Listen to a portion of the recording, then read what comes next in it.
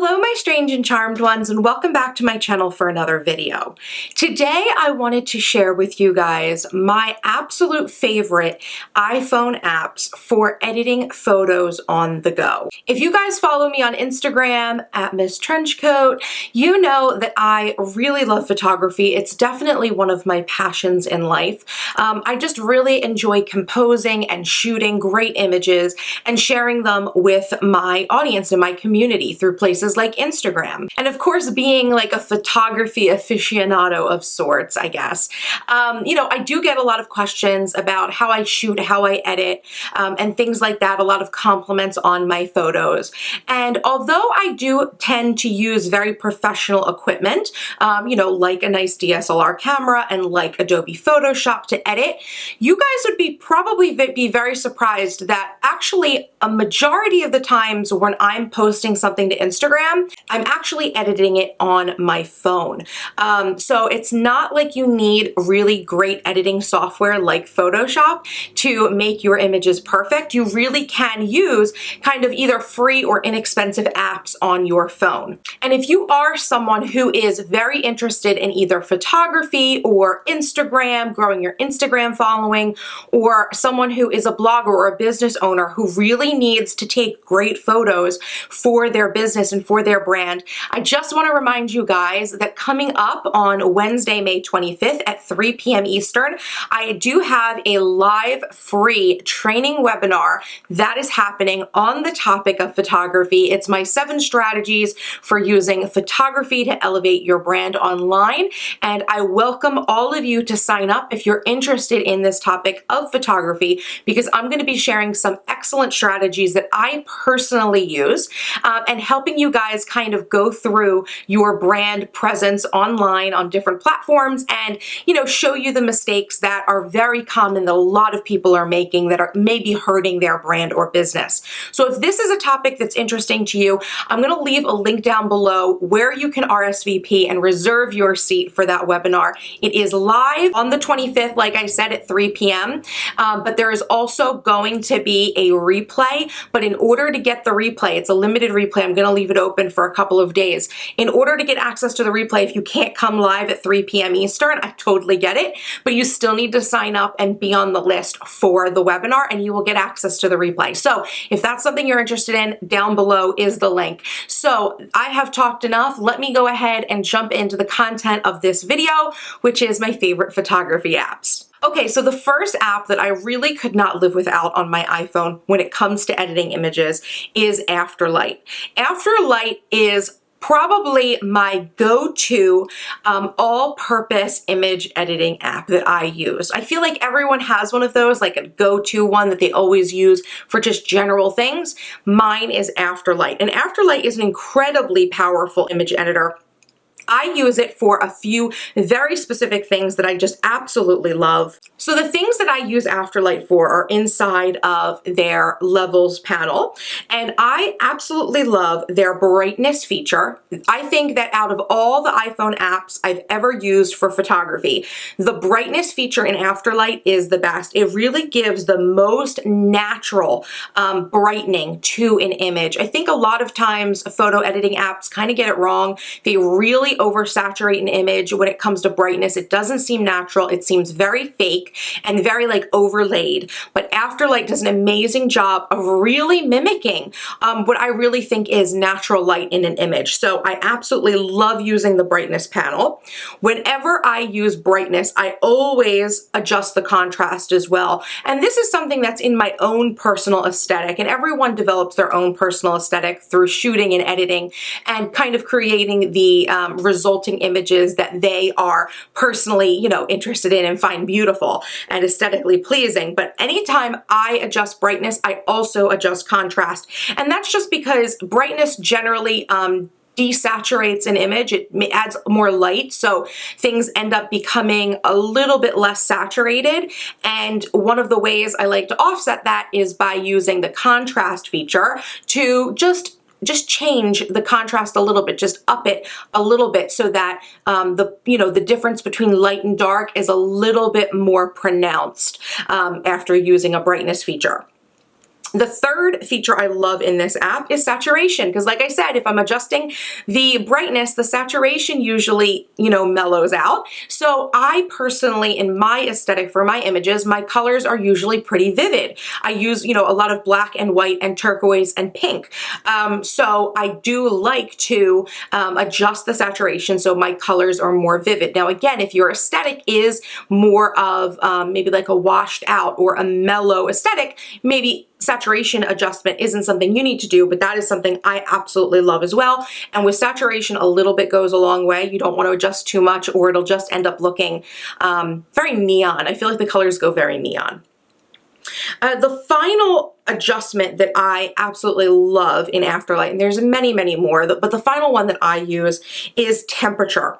So if you've ever seen an image, or you've taken an image where there is a cast of like a yellowy orangey hue, or there's a cast of blue if you're in a very light filled room, like very bright, like think about like being under sterile hospital lights, and you take a picture and there's a blue cast to it. Temperature is the adjustment that will change that hue of that image for you. So if you've got an image that's too blue, you can adjust the temperature and make it a little bit more warmer. You can warm it up. And if you've got an image that's too warm, maybe there's like a yellowy orangey cast, either from using indoor lighting that's maybe not like a daylight bulb, or if you are just that hour of day where it's just, the light isn't, it's not pure daylight light anymore. It's almost like a very golden light. If you want to remove that from your images, you can use the temperature gauge to cool down that image so that the whiteness, the white balance is more true. So that is what I use Afterlight for. Those adjustments are generally what I use Afterlight for. So I absolutely love Afterlight. I would highly recommend it. Next app that I absolutely love is Facetune. Facetune is probably meant to be an app that's something you use to adjust selfies and pictures of people's faces, but I use it a lot with my styled stock photography editing. Specifically, I use a couple of different adjustments. Number one is the whiten feature, which is probably for whitening people's teeth, but I use it to make any white surface in my image pop and make it just more true white. So it's very easy to use. You just, take that adjustment and you use your finger and you rub on the image wherever you want it to become more white, and voila, it becomes more white. I also really love a feature in here called Details. What Details effectively does is that whatever area you tap on or rub, it will adjust the contrast in a way so that the object that you are tapping on actually stands out more. It shows more definition. It brings out the details in that part of the image. So I love using that whenever I am, especially whenever I'm taking a photo with my phone. It is hard to kind of capture itty bitty details and have something stick out a little bit more than others. On my DSLR, it's a little bit easier, but if I'm shooting on my phone, the details kind of all sort of blur together. So I will use that details feature and I will tap up an area that I think needs a little bit more details, and it'll fix that. Facetune also has a great patch feature where if you've got like a boo-boo in the image, like maybe there is a dust particle or a part of your background that maybe has, I don't know, like something in it that you don't want, you want to kind of take it out. You can use the patch feature to actually go ahead and patch parts of the image. And finally, I use the tones adjustment as well, and that's just gives me the ability to select a color and kind of fill in a color. It's really great actually with selfies, I think, if you are someone who's trying to make the color in your eyes pop. That's probably what I'm thinking it was thought of for in this app, but you can go in and actually select your eye color. You can kind of like zoom in, select an eye color, and adjust the color of your eye, kind of make it more saturated looking. But I will use tones as well in a styled photo with no person in it, just like objects, to help adjust the color of an object if it's just not coming out the way I like it. So that is what I like Facetune for. Really great app. I would highly recommend it. Next is an app that I've been using for years called Big Lens. Big Lens effectively edits your images in a way so that you have that sort of DSLR effect. If you've ever seen an image that's been taken with a DSLR camera, one of the great things about using a DSLR is that there is the ability to selective focus. You can actually choose a subject in your image or a point in your image that is going to be the focus point, and based on the type of lens that you're using, you can actually create like a nice, beautiful blur effect in the background or foreground so that your subject is in perfect focus. So this is a technique I use a lot with my DSLR. But for years before I got my DSLR, I would use this app called Big Lens because it gave me the ability to select what my focus was going to be in a image, and then it would apply an artificial blur. So you know, you have to be very careful, I think, when you're applying blurs in an image because an artificial blur is an artificial blur. It's never going to look like a real blur. But if you do take your photos intentionally in a way so that when you go in to edit with an app like Big Lens, that your blur actually looks more natural, then I think it's more effective. But Big Lens is a great app. I do still use it occasionally because I do still shoot with my iPhone very frequently. So whenever I want to create that selective focus look, I will use Big Lens, and it turns out beautifully. So I would highly recommend that app as well. Next app is an app that you may actually be familiar with. It's very popular. A lot of people use it. It's called Over. It is an app that allows you to add text to an image. So a lot of people ask me, how do you watermark an image, or how do you add text to an image? I use an app called Over. It's very simple, straightforward. I'm pretty sure it's like won some awards for like how simple the navigation is and how easy it is to use. But essentially, you upload a picture, you add text to it, and then you can change the color and the font of the text and the location and the size and all that jazz. Very easy to use. Not really much more to say about Over. So if you're looking for an app that's going to add text to an image, Over will do the trick. Next app is PicFrame. Okay, so every once in a while, I like to create photo collages. You might see where I'll put a few photos together, like 4 or 9 photos. I usually will do it in the 4 or 9 option for Instagram.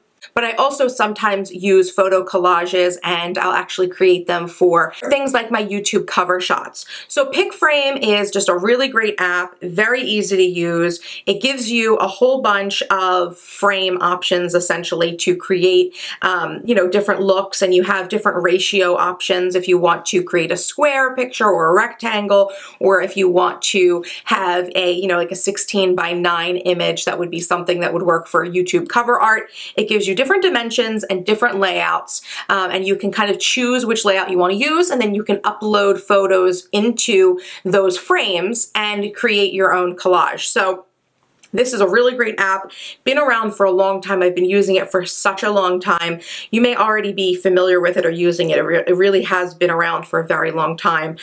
But if you're still looking for the ability to create photo collages on your phone, definitely check out PicFrame. The next app I want to talk about is Rona Designs, and this is a really awesome photography/graphic design application. Now, Rona Designs gives you a lot of different functionality. A lot of things that I don't even really use. But the thing I do use this for is creating sort of fun promotional graphics. Rona Designs gives you the ability to add text to an image, just like we talked about Over does. It does have a lot of fun, pretty font options.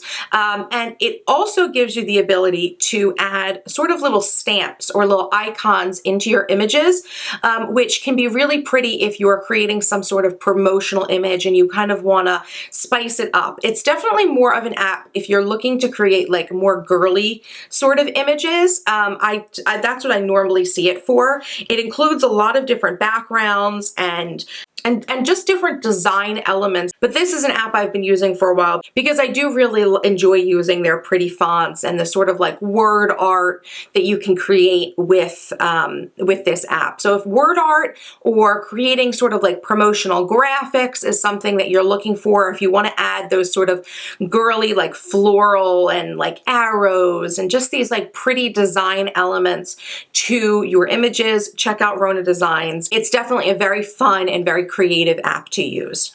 And the final app I want to talk about today is Union. Union is an app that's pretty much designed to help you create masking effects with your iPhone. So masking effects are typically something that you would use a program like Photoshop to create. And essentially masking is when you are using different images as different layers of an image and you're kind of blending them together, okay? So what I end up using Union for is, if you guys have ever seen a photo of my iPhone laying flat or my iPad laying flat, and I've actually superimposed an image or a graphic of a screenshot into my device, I achieve that on the go through Union. So I actually have a whole video about how I use Union to do that. So I'm going to go ahead and leave that linked below, because if that's something you're interested in, you're going to want to watch the tutorial. But essentially, that is what I use Union for. It's a very specialized app that I really only use it for one thing. But, you know, a lot of us kind of have apps like that where I only use the app for one single thing, but it's very useful and it's very powerful. So if adding images or superimposing different layers on your photographs is an effect you're trying to achieve, definitely it's not sort of a beginner's sort of graphic design photography edit by any means, but if it's something that you want to learn more about and play with, Union is definitely an app that'll get you started. Okay, so those are my 7 go-to apps for editing photographs on my iPhone. I definitely think, like I said in the beginning, you don't need to have Photoshop or use Photoshop in order to create really great images and graphics. You really can use an array of different iPhone apps to help you achieve really great images for your blog or your Instagram, or even just personal images that you plan to print out and use in a scrapbook. I really do think that certain iPhone apps are just giving professional software programs like Adobe Photoshop a run for their money. And it really gives, you know, just everyday people who aren't really necessarily designers or people who are good with computers or programs, it really gives you as a consumer the ability to kind of fiddle with graphic design in a very easy and straightforward way. So I hope that taking a peek at these apps has helped you, and hopefully you've learned about a new app that you can add to your photo editing arsenal. Don't forget to sign up for my free training webinar coming up on the 25th. I'll leave that link down below. And if you enjoyed this video, please make sure to give it a thumbs up. If you had any questions about anything I talked about or want to leave me some feedback, please do so in the comments. And of course, if you're not yet subscribed to my channel, what are you waiting for? Hit that subscribe button for more awesome videos by me. And until next time, bye-bye.